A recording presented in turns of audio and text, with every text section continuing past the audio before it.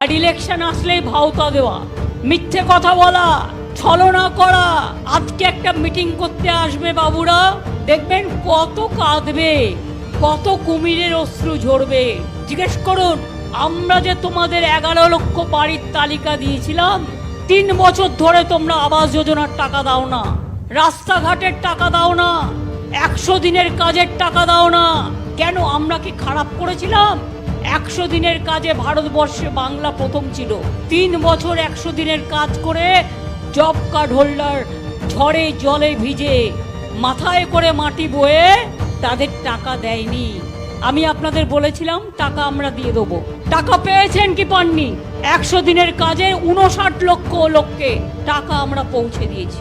যে 11 লক্ষ লোকের ডেটা আমরা দিয়েছি ওদের, যে এদের আবাস পাওয়া দরকার, এদের বাড়ি মাটির বাড়ি, এরা গরিব, আগে ওদের পাওয়া দরকার, সেই নাম্বার থেকে ফোন নাম্বার নিচ্ছে। আর বিজেপির কল সেন্টার থেকে ফোন করে বলছে আপকা ঘর চাইয়ে না, আপ ফির অ্যাপ্লাই করো। কেন করবেন? আপনার তো দরখাস্ত করা আছে। আর আমাদের সরকার তো বাজেটে 3 মাস আগে বলে দিয়েছে যে আপনাদের মে মাসের পরে ওটা আমরাই করে দেবো। আমরা কারো দয়া চাই না, আমরা কারো ভিক্ষা চাই না।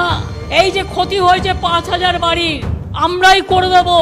শুধু ইলেকশন কমিশনের কাছে রিকোয়েস্ট আছে, এটাকে ঝুলিয়ে রাখবেন না।